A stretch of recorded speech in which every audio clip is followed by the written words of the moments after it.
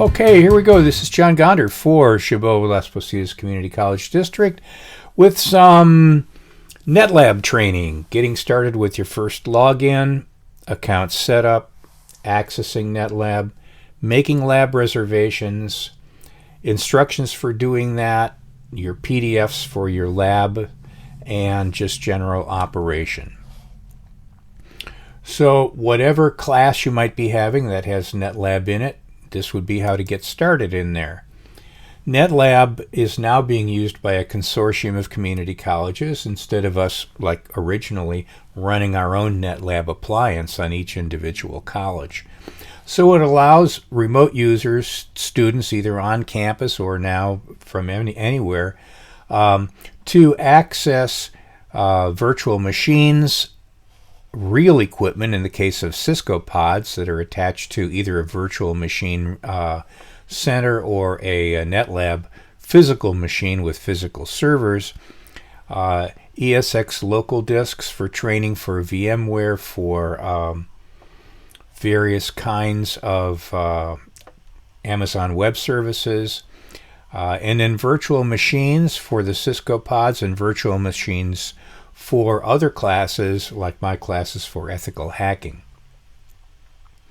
and Security Plus. So, Chrome is the best browser to use for that. So, let's just get started. openlab.bayict.cabrillo.edu is the URL you're going to use to log in. Cabrillo College is where the system is housed for all of the colleges in the consortium. Initially, for your first login and account setup, you're going to be using your W number, which is put in there as your username. W, whatever that number is, 1, 2, 3, 4, 5, 6, 7, 8. Note that it's an uppercase W, and the initial password in there, which you're going to need to change after your first login, is netlab1234. Notice it's lowercase netlab1234. So I'm going to go ahead and log in with a test account and go through the process of configuring that for you. In this case, the username was all twos and the password netlab1234. And let's see if we get in there.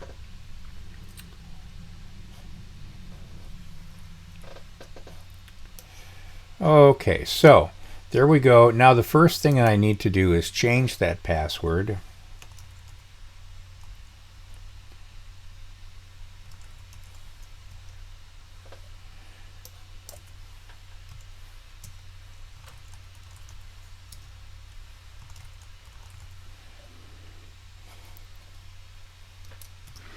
And then I'm prompted for an email address, which I'll put in. And then after that is date and time settings. Time zone here is where we plus we're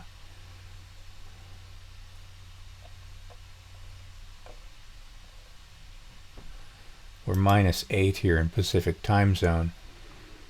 I want the day, month, and year, or actually month, day, and year. 9/15/2016. Interesting. Do I want a 24-hour day or do I want a 12-hour day? I want a 12-hour day. First day of the week, I'm going to make that be Monday. So, taking some screenshots here for myself. And bang, and now the account is ready to use. Very straightforward. So, let's explore that just a little bit.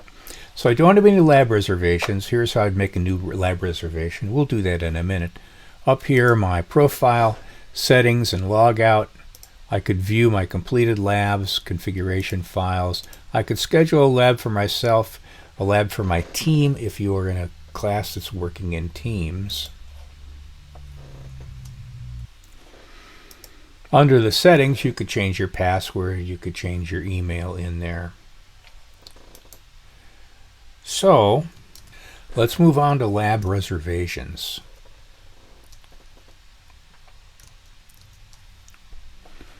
Click on a new reservation, scheduling a lab for myself.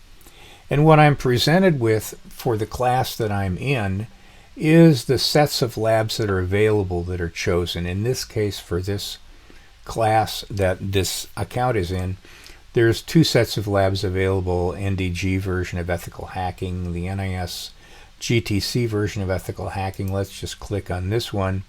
And what we're presented with is the list of labs that are available under that course content.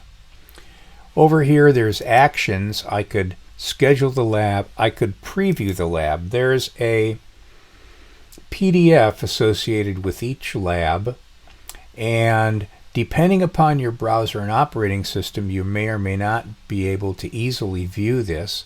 You may or may not be easily able to download this. Just for fun, let's see. I was able to actually download that okay without any problem. I often prefer to have the PDF open myself in a separate window while I go through the lab itself. So I'm going to dismiss that, and I'm going to go down. I'm going to go ahead and schedule the lab. And now here's what I see. I can choose my date. I can choose my time. And there's various pods of devices available within NetLab. And so I can choose to go with one or another pod. I can see reservations that exist already. So there's a reservation. This happens to be right about 2 p.m. now. So I'm going to go ahead and choose in this pod here my reservation time from 2 to 3 p.m. Let's say I want my end time to be 4 p.m. I want plenty of time for that. I'm going to go ahead and submit for that. Clicks OK. We're ready to go. And now when it's time at 2 p.m., I'll be able to log in. So when my lab time comes around, I can go log in. Let's go log in with my new password.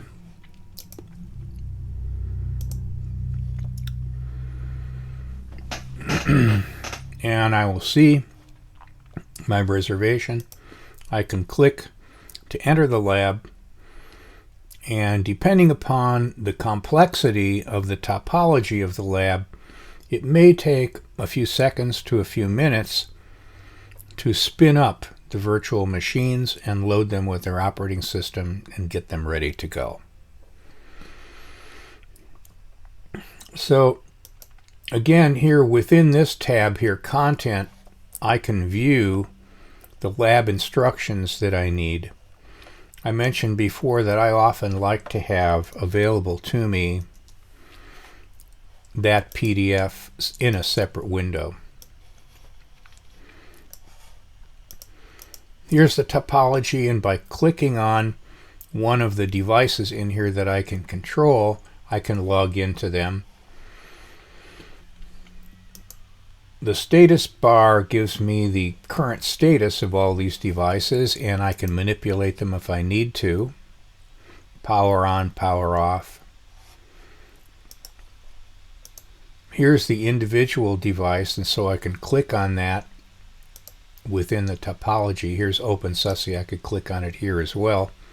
And I can be prompted to log in with the credentials that are typically listed for me inside the lab instructions. Well, for this particular lab, let's just take a quick look at it. There's the description of the lab.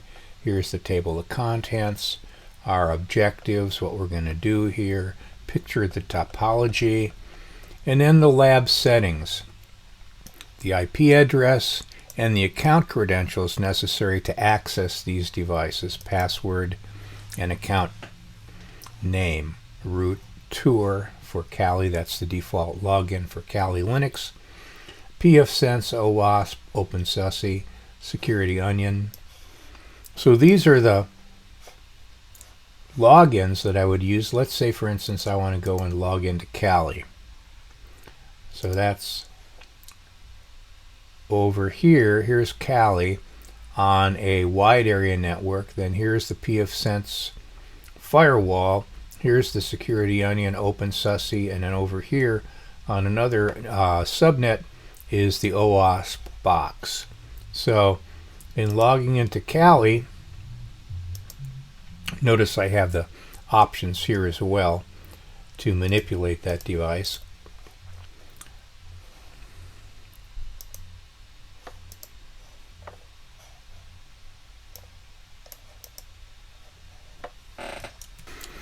Sometimes the devices take a few seconds to respond. In this case, this device took a few seconds to respond for me to put my username in, is root, and then my password, tour,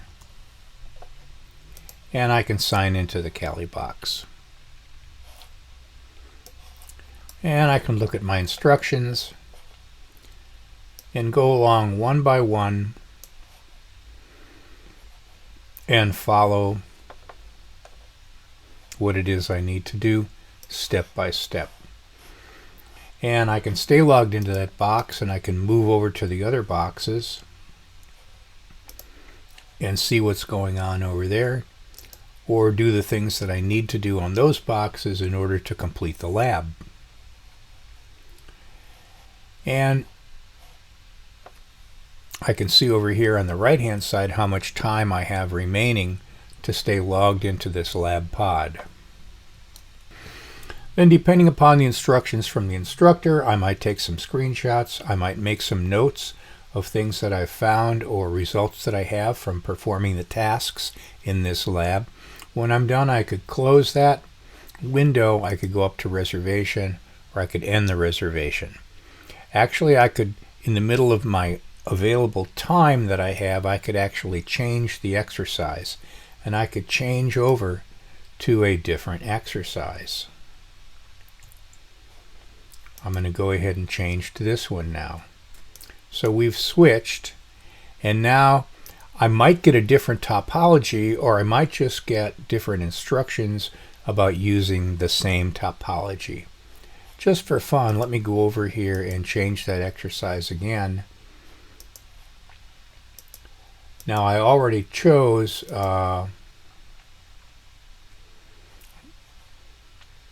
that particular set of labs, so I'm not going to be able to change to a different set of labs. Let me go back into my lab here. So any of the labs that are contained in this set of exercises are ones that I could change to. Let's see, how about this one? Let's click on submit, change this exercise, and see if I get a different. No, I still got the same pod. Anyway, like I said, if the exercise requires different devices, then I'll have a different topology. It may take a few seconds or a minute or two to spin up that new topology, but then I'm ready to go. So I could actually perform more than one lab within the same time frame reservation that I have made. Okay, there we go. I'm all done. I'm going to end my reservation. I'm going to go ahead and log out. And bang, there you go. That's it. So that's what it takes to log in, initialize, and configure your account if you have a new account. If you've already had a previous account, then obviously you're just going to be logging in with what was your previous password to NetLab. And how to go about configuring that, how to make a reservation, and how to access your reservation and perform the tasks of that lab. There you go. Pretty straightforward. Enjoy, and we'll see you on the net.